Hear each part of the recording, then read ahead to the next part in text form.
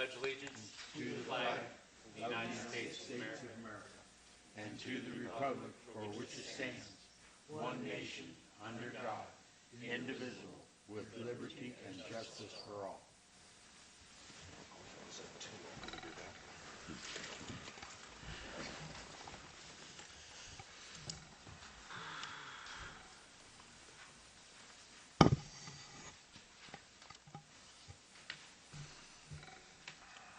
Roll call. Yes, sir. Commissioner Bolin? Present. Commissioner Metcalf? Present. Commissioner Peterson? Present. Chairwoman Verdugo London? Vice Chair Halby? Present. Commissioner Durant? Present. Commissioner Bacon? Present. Mr. Chairman, we have a quorum. Fantastic. Evening, gentlemen, ladies. All right. First things, approval of meeting minutes. May 8th, 2019. I move that we accept the approval of the meetings from the last meeting. I second. All in favor? Aye. Aye. Approved. Old business?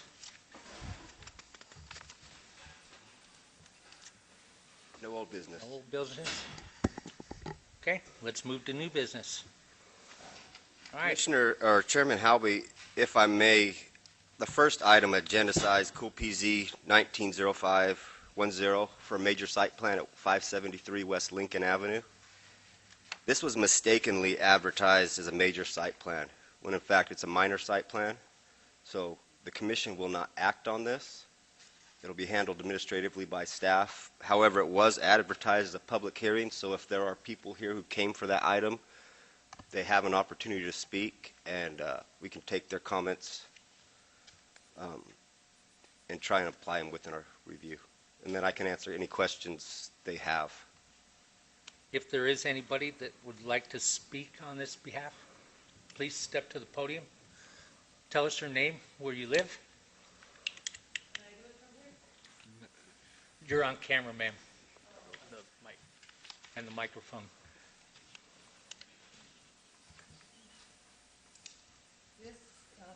My name is Eva Figueroa. I live on the Lincoln, 593 West Lincoln.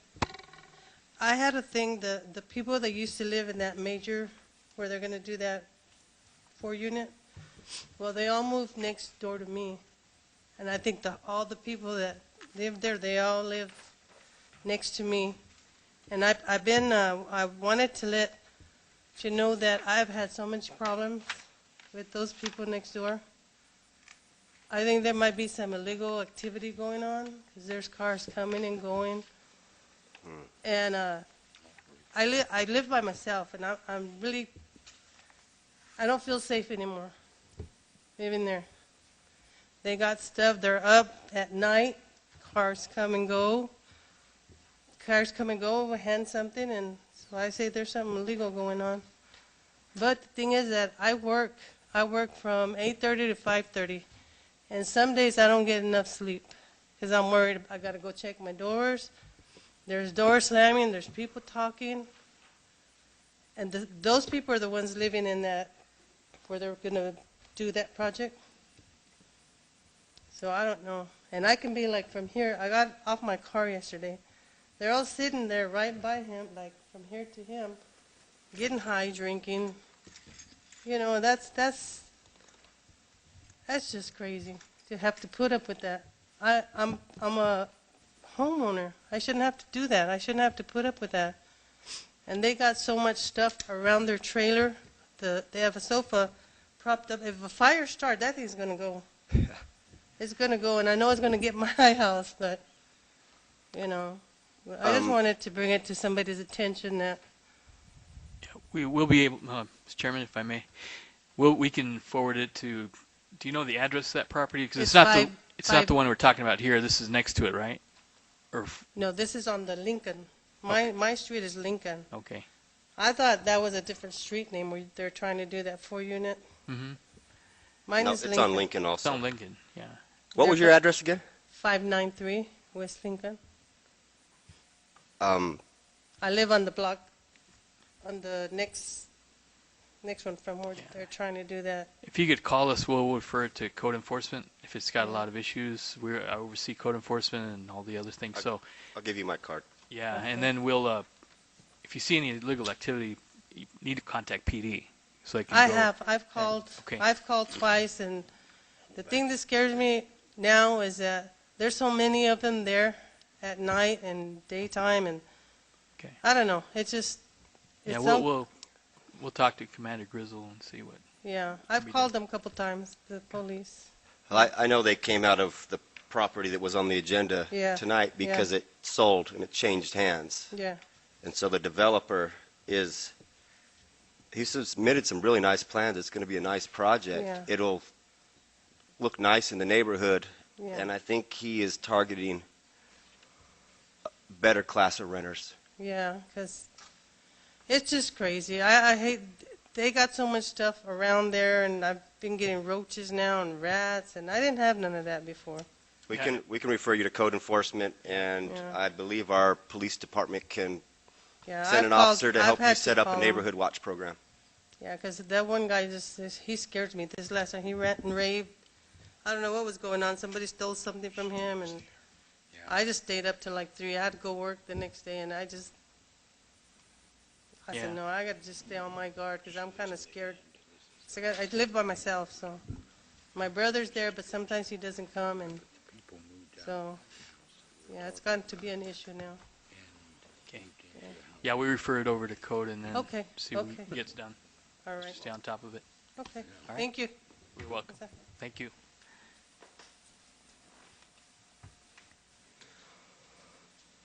Anybody else?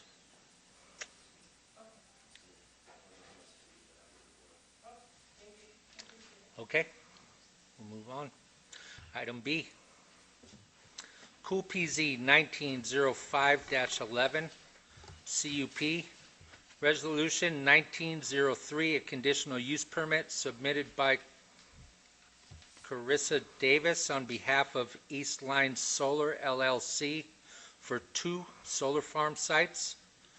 One located north of Selma Highway, west of Sunshine Boulevard, and east of 11 Mile Corner in Coolidge, Arizona. Parcel 401-69-001C, comprising of 78 acres, more or less. And item 2, located south of Selma Highway, north of Corman Road, between Sunshine Boulevard and 11 Mile Corner in Coolidge, Arizona. Parcel numbers 401-85003J, 401-85003K, 003L, 003M, 003N, 003P, comprising of 239 acres, more or less.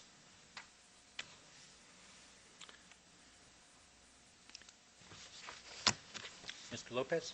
Vice Chairman Halby, Commissioners, this property is currently, they're both under annexation and in the process of it, and they're generally zoned through Pinal County as general rural, and they'll come in and be agricultural under the city, which is the equivalent, and that's what would be, which does allow solar.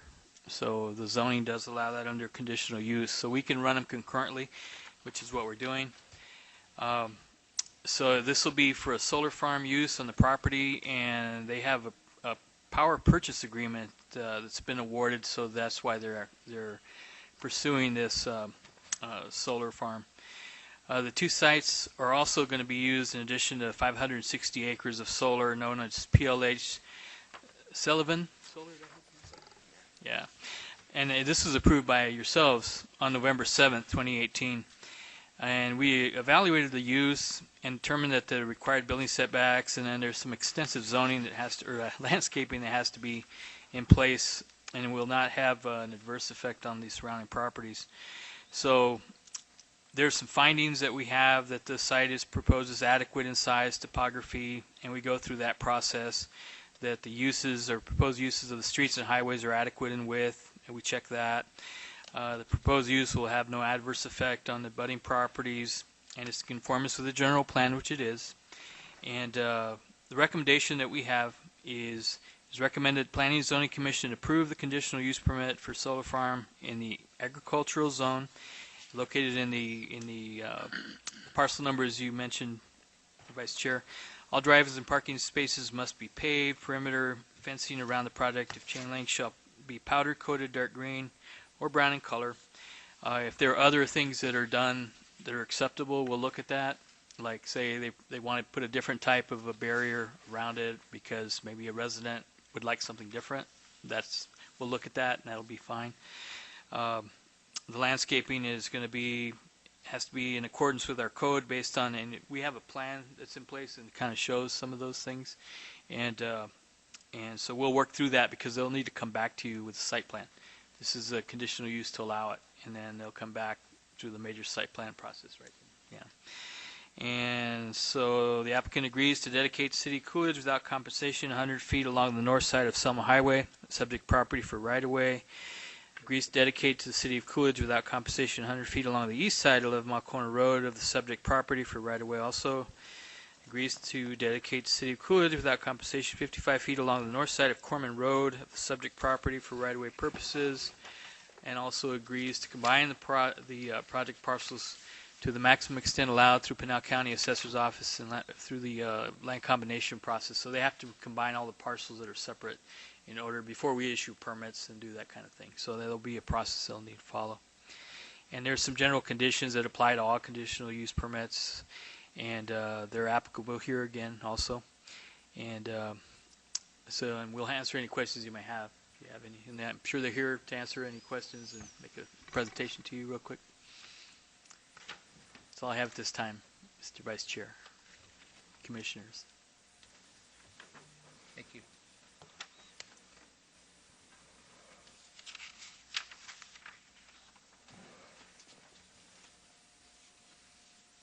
So this is adjacent to what we've already existing permitted for use. Yep, the St. Holdings brought to you before, so it's yeah.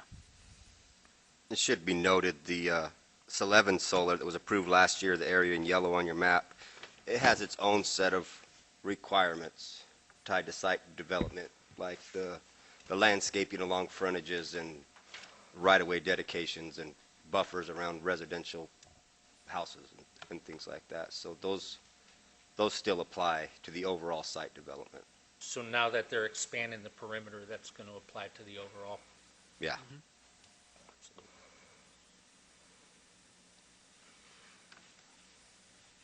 Any questions? Jim? I have nothing. All right. Open it up to the public. We'll call to the public. Anybody like to speak on? Please step to the podium. State your name, your address. An address, dude? Yes, sir. Okay.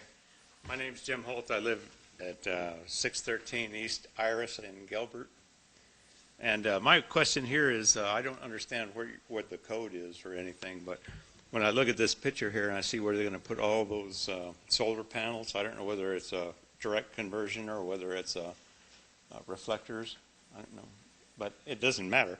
What I'm looking at is they put all those nice trees and shrubs along Selma Highway, but if you look on the north side of that development where they're doing it, is all those lots are subdivided and houses and people and all that stuff. They should have the trees up on that end of the property, not there on Selma Highway where it's just a farm there.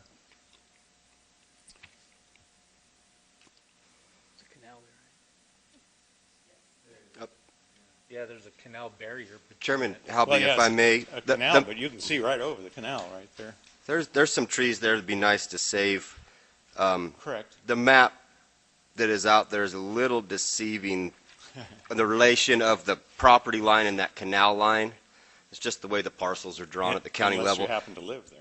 Well, everything's happening on the south side of the canal.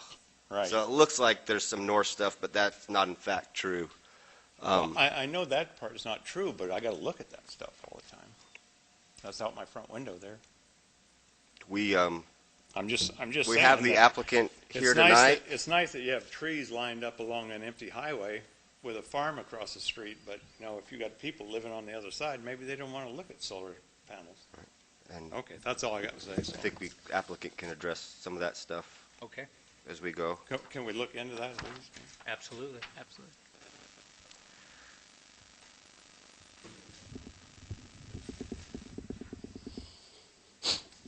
Hi, my name is Art Telsma. And my property is 401-85006, which is right on Corman. And I was in the process of thinking about building a home right there. I'd like to know what kind of home values are going to be dropping, or you think this is going to increase my home value if I'm right sandwiched in between two solar farms? So, and I'd like to know what kind of impact living between two solar farms are going to have on people living right there. If there's any kind of health issues, or so that's something for the board to consider too, if there's any health issues. So that's my concerns. Thank you.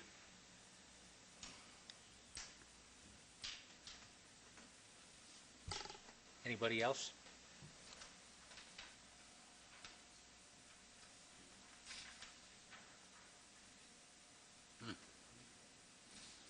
Short meeting after all. A lot of people here not talking. A lot of people not talking. They've already talked. Before the meeting started, they've already cleaned up. I'm Jordan Levin with S-Power, the developer for this project. So starting with the view shed that you were concerned about. So with the canal there are some berms on the southern part of that, and you know, we can definitely, you know, take a look out there, but, you know, based with the canal and the berms and with the zoning, we were under the impression that it was appropriate for that. But we're more than happy to take a look at it a little bit further and see what that actual view will look like, and potentially look at some simulations of what you guys would see when it was completed.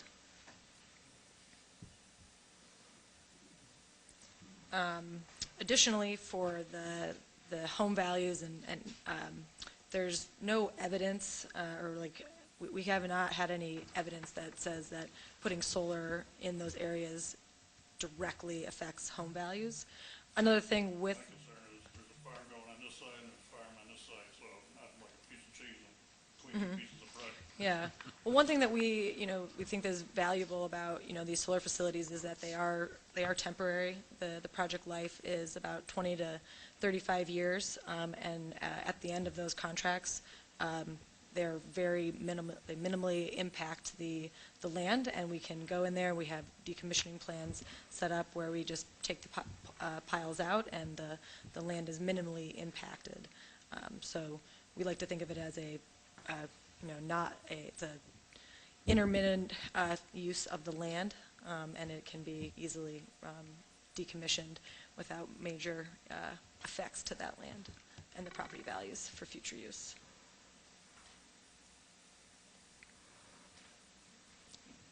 It won't do any good for the house right now if I'm trying to build and sell.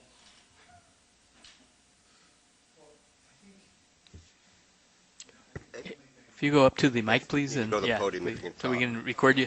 And have already put a well in, electricity all in, that's been approved by Canal County and stuff, so now I'm got all this investment in there already, which is. Yep. You guys need to refrain from the back and forth. If you speak, go to the podium. It's being recorded. The mics record it. Address the commission. They'll reroute your questions. Sure. So my name is Ryan Galeria. I'm also with S-Power. And, we develop projects all over the country, and this is a common concern that we've tried to address in a lot of markets. It's exceptionally difficult to try and forecast what your development or how your development would impact home values. And, I don't think I can or anyone can tell you that home values would go up or down based on this development. We have done studies in other areas where we've had operating facilities in place for years, and seen no impact on home values. The home values in those areas had continued to climb. They were already climbing, so I wouldn't tell you that putting a solar farm next to your house would increase your home value, but we haven't seen the opposite. We haven't seen home values being depressed, and I think there's a couple of reasons for that. It's a relatively quiet, unobtrusive neighbor in that average height of the modules is approximately chest high. They rotate during the day, but they have very little noise associated, almost no noise from the perimeter of the fence, essentially no traffic, and with the proper vegetated screening and some fencing, it's pretty easy to miss them altogether. So when compared to a major industrial facility, warehousing, even some types of farming, it's a pretty low impact, quiet neighbor to have. However, I don't want to promise you anything that I really can't back up. So I think the long and short answer is we don't know, but we do our best to try and decrease or mitigate any impacts that we have so that hopefully, ideally, you just don't know that we're there.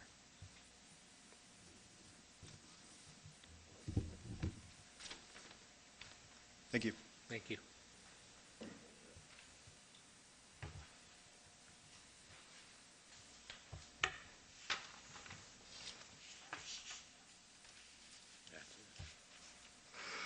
Anybody else like to step to the podium and speak?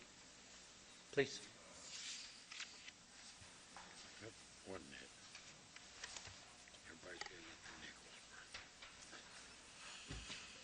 Everybody's got to get their nickels. Good evening.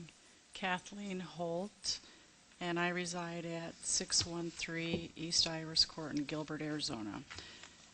I own some property on Sunshine Boulevard, and my question to S-Power is, I was wondering what would be the pathway of the power going out that way. Has that been determined, or is that still under construction? That's my question.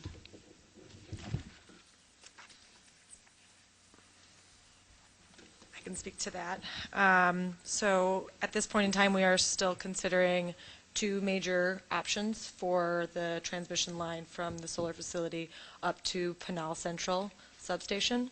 One route that we are considering would go up Sunshine Boulevard on the eastern portion of the road to avoid the residential facilities that are on the eastern, we would go up the eastern side to avoid the residential that goes up on the western side. So we would go up the eastern corridor of Sunshine Boulevard on private land. We're looking at private easements with the landowners, and it would go up to Early Road and head west, and then a jet north again to connect into Pinal Central.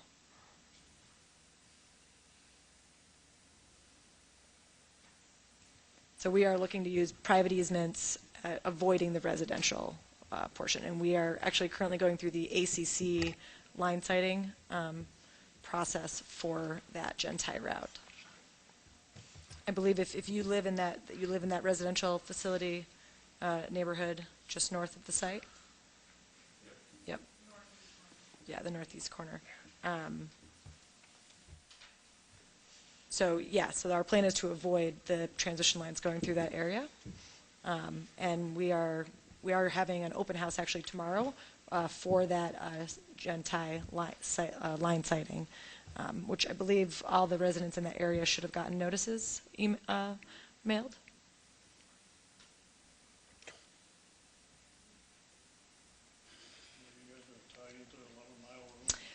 That is another route that we are considering. Potentially going up 11 Mile Corner Road to then connect into Pinal Central. But we are still doing the diligence on that line, both options. Jordan, where's this open house tomorrow? It is at the Coolidge Chamber of Commerce at 6 p.m. Thank you.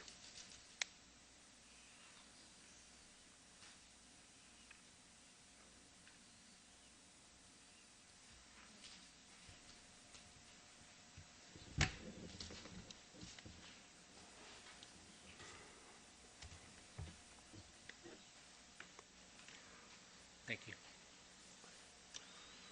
Anybody else from the public like to step to the podium?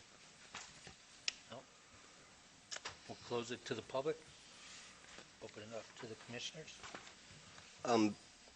Chairman Halby, it's worth noting that the CUP Resolution 1903 that you guys are taking action on tonight one way or another, it basically details the bullet points on the map that you were provided and that was provided to the public. Those are conditions beyond the standard conditions. The commission may add or remove any of those items if they like, and we'll make the necessary adjustments.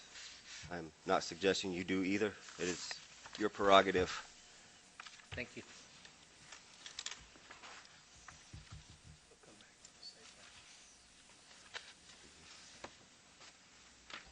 Yeah, Mr. Chairman, and it'll still come back to the site plan process for you to look at. So these are in place now, just as an approval to allow the use.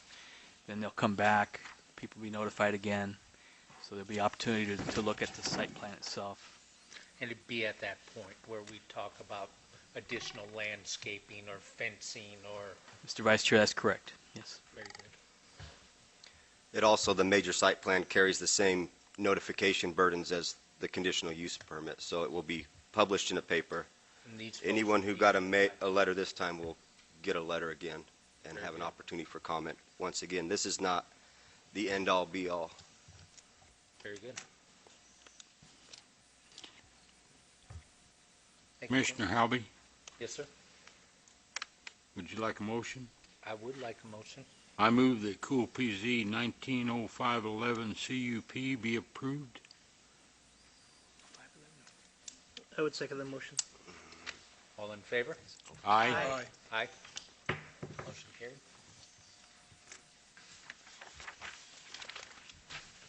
All right.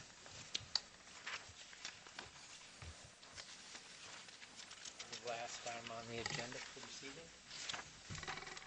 We have Cool PZ 1905-12, a proposed amendment to the zoning code to allow for roof projections, eaves, to extend closer than 5 feet to the side of a property line provided certain building code requirements are satisfied, adding the following verbiage to sections 502G, section 3, 503G, section 3, 504J, section 3, 505H, section 3, 506H, section 3, 903H, section 3, and 904G, section 3 of the zoning code. Normal roof projections into required side yards, a house or garage roof constructed closer than 5 feet of side property line shall satisfy construction requirements related to minimum fire separation distance. In no case shall an eave be constructed less than 3 feet of the side of a property line. Mr. Lopez. Vice Chair Halby, I'll have Tim Hansen has been working on this quite a bit. He'll give you some background and synopsis of what led to this. Thank you. Thank you, Director Lopez, Chairman Halby. For the proposed amendment, there is an error there. That in the last sentence, it says less than 3 feet. Oh, no, if that's right, never mind. So, this is kind of a house cleaning item.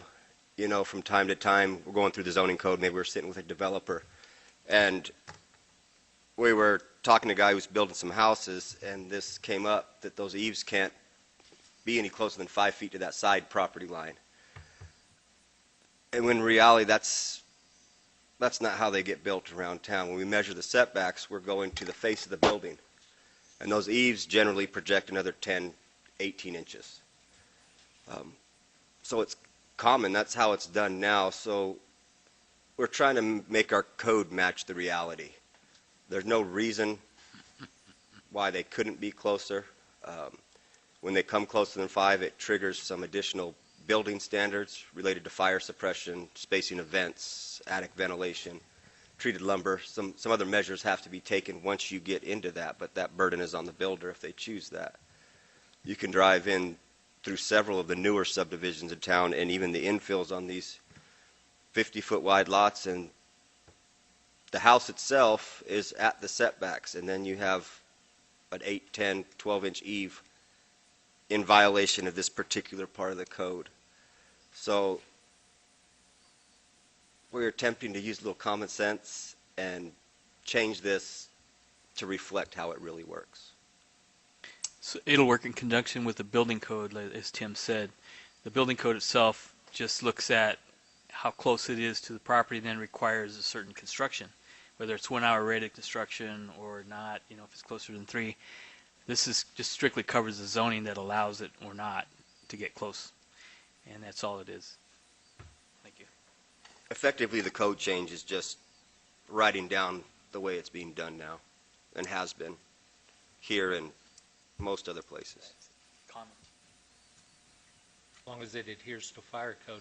Yeah, absolutely. It does not relieve them of any obligations under fire and building codes. Right. And the water still don't run on the neighbor's property. Correct. That is Hopefully not. the 3 feet part of that. Currently, Chairman, currently, the code says that they are supposed to be 5 feet from the property line, and it doesn't talk about the roof projection at all in the code? Or is it supposed to be the roof projection is supposed to be 5 feet from the property line? It specifically says the roof projections may not be constructed within 5 feet of a side property line. So when the new home builders that built within 5 feet of the property line, they broke the restriction, so now we're going to change it to fit what they were doing, even though they were breaking the code when they did it. Well, the PAD, though, approved. The PAD is, an allowance within the zoning. And the PAD was approved by, with the allowance that they're using right now within 5 feet. So the projection would be legal based on the PAD. So this corrects, and also it's allowed in another section of the zoning code that allows projection and other things in the side yard. So this just makes it all work together. Right. It also makes everybody be able to build closer to the property line and build a house on a more narrow piece of property, like a 45-foot lot. Is that the minimum requirement of a lot, is 45 feet? It depends on the zoning district, Commissioner Bolin. R3 zoning district has a 45-foot minimum. R2, I think, is 50. R1 is 70. Speaking of the building that happened during the boom, that PAD zoning is their zoning code for that subdivision. It's different from ours. So a lot of those PAD documents have this provision built into them. It's our own city code that directly affects the infill lots, many of which are 50-foot wide, probably your average. They're putting 35-foot wide house product on there with a staggered 5'10" setback. But the footprint of the house is 35 from building face to building face. So you can put all Santa Fe styles with no roof projections and remedy that portion, or we propose to make a reasonable allowance with no adverse effect that I see. Most of the people I talk to in my line of work think the houses in most of those sections are way too close together.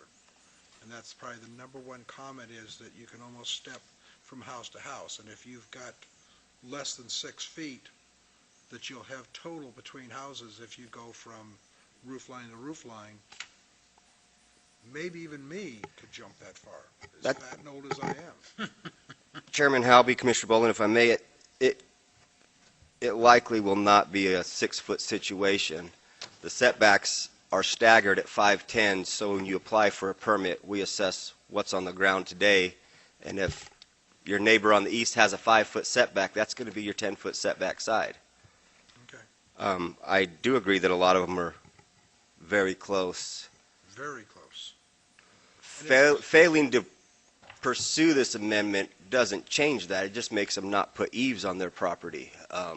Brown Homes building in McClellan Meadows, they have an eave. It's about 3 inches wide. Arguably a little more of an eave is more aesthetically pleasing, at least to my eye. It's better for the foundation, too. Yeah. Get the water Agreed. away from the house. I'm just thinking that we're allowing them to do what they're already doing and do it with the infill lot, and so we are, and if the next PAD comes in for another section of land, which I'm assuming we're gonna have other builders come in and open up new sections of ground that have not yet been PAD, they're gonna want, well, gee, let's make it 4 feet between us and cut back even more so that we can get that builder to come in here and build his 200 or 300 homes before he leaves. That may happen, Commissioner Bolden. That'd be a hard sale. Yeah, there have been a lot of comments, Commissioner, that the same thing you just said, that they appear too close together, so I don't know that that would get approved. You know, along with the too narrow streets and all that other thing that when I was on council, we thought it was good to try at the time, see how it would work out, but now that we look back, the council has said, well, you know, we don't know if we like that as much, and so you may see a little bit of a difference as they go forward on what they might approve and what we look at and the direction they give us, so which gets back to you. So, Do of course. PADs come before this committee? Yeah. I don't know. Good question, Ken. It's a new, yeah, it's been so long since we did a brand new PAD. I know. It's I'm almost sure they do. 13, 14 years, but I'm Yeah. just thinking, I mean. I'm almost sure it we've is got part of the 28-foot process. streets, we've got all kinds of stuff that would happen in a PAD that is just ridiculous for those people that live there. Yeah. Houses that don't have sidewalks in front of them, because, gee, that would have taken up too much space on the lot, so let's not put any sidewalks. Yeah, those are some of our first subdivisions that we approved, and as we went further along. Did we- that go before this committee and they recommended approval, or was that done by the council when you were on council? No, I think it went through the committee, then it went to council, because I was on both. I was on P&Z first before I went to the council in '98, and I remember looking at that and then considering the P&Z. You know, the question from the council always is, P&Z look at this and what do they say?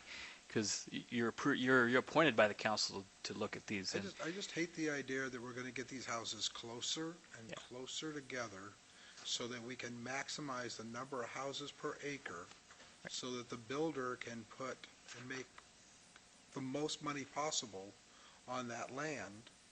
And what we end up with is, I mean, we're not quite to the point that they're touching each other, but we're getting pretty darn close. well, the concept of the PAD is you allow density in certain areas to get more open space in others. So it's not just increasing density for the sake of it.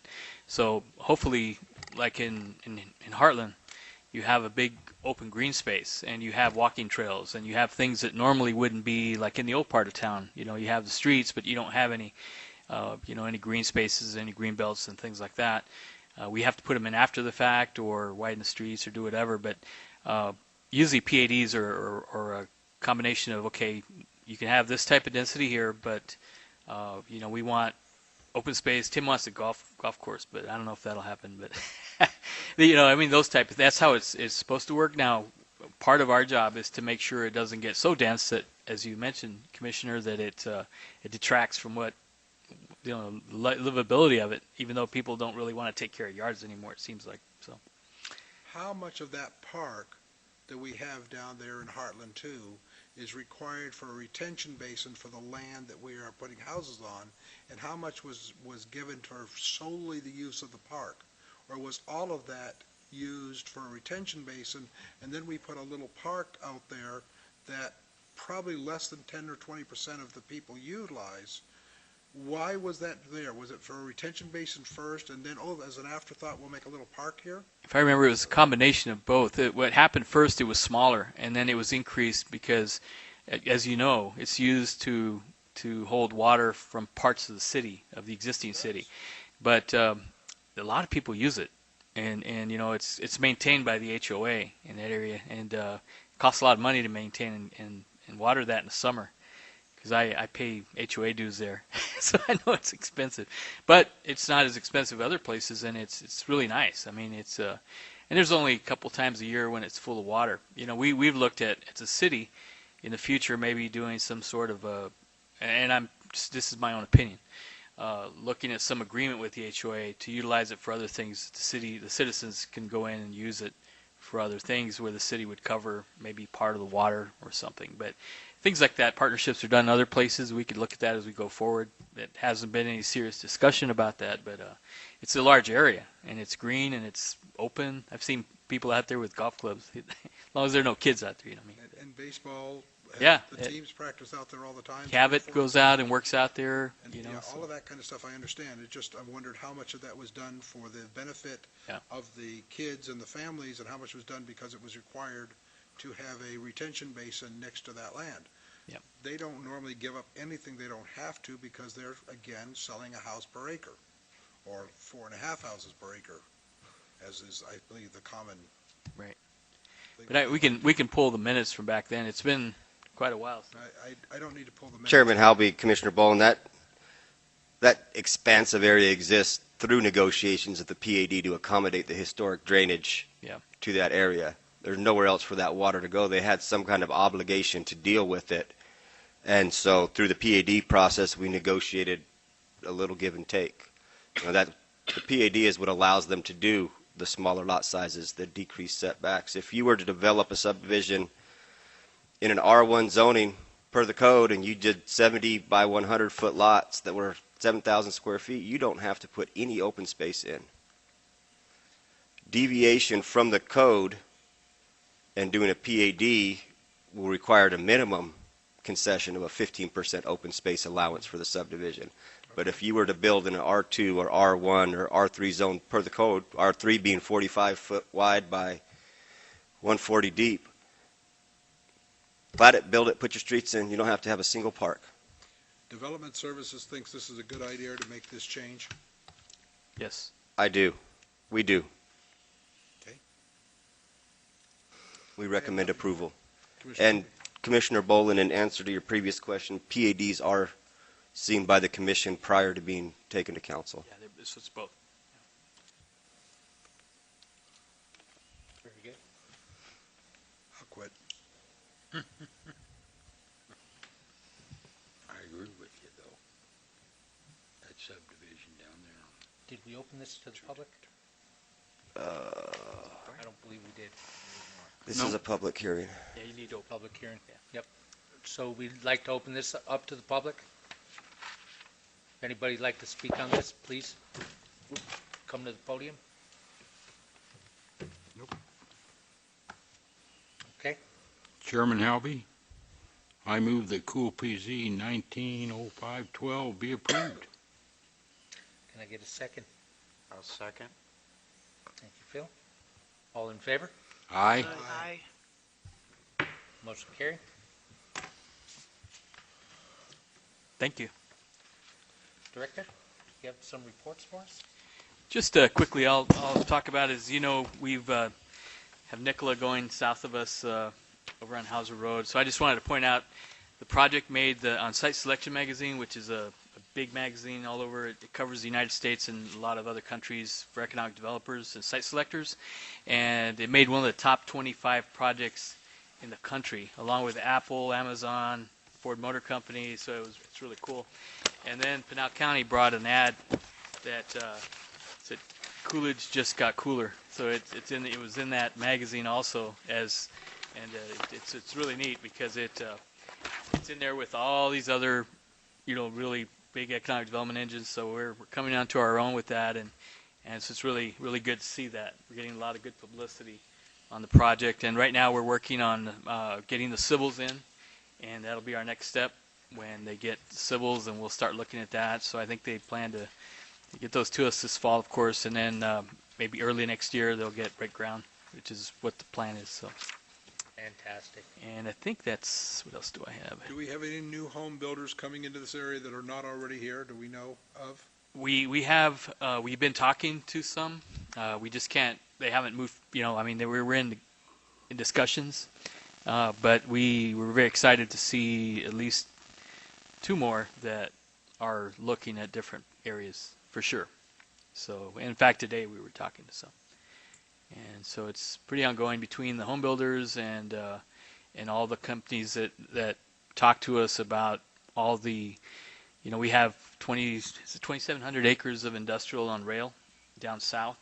So we get a lot of hits through the Arizona Commerce Authority.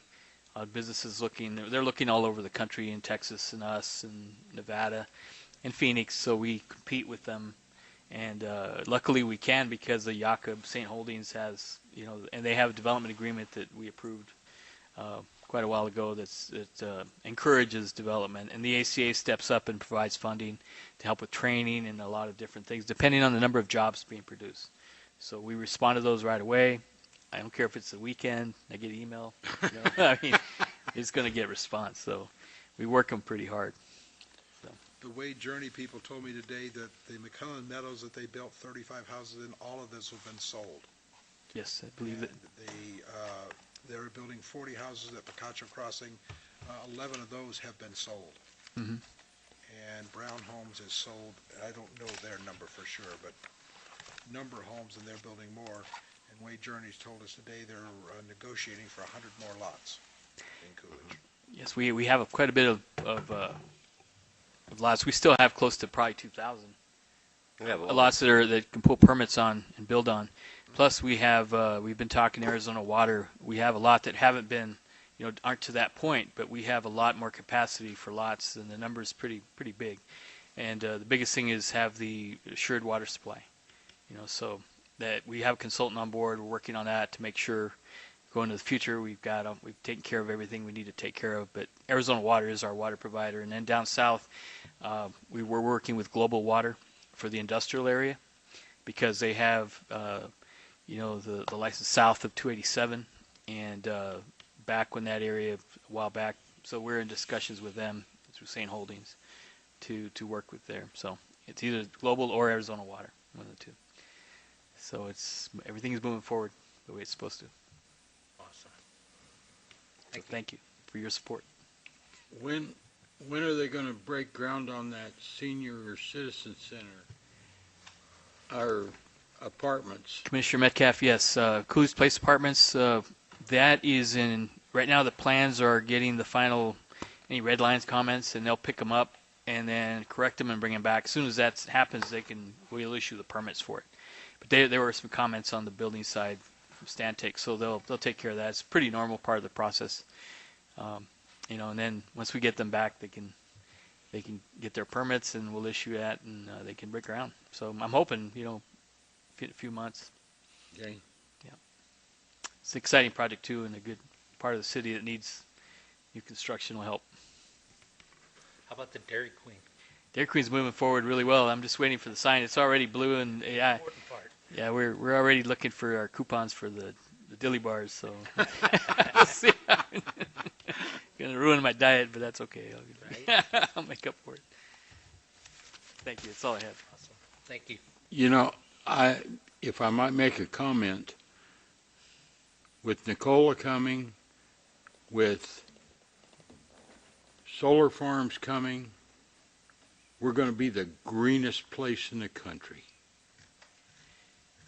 Mr. Metcalf, I agree. We're meeting with ASU's innovation teams next week and just talk about innovation in the city. They're coming down. We've met with them before out at the Westgate, with the campus they have, the innovation campus. So we're excited to meet with them about that, see what's possible with them and partnering.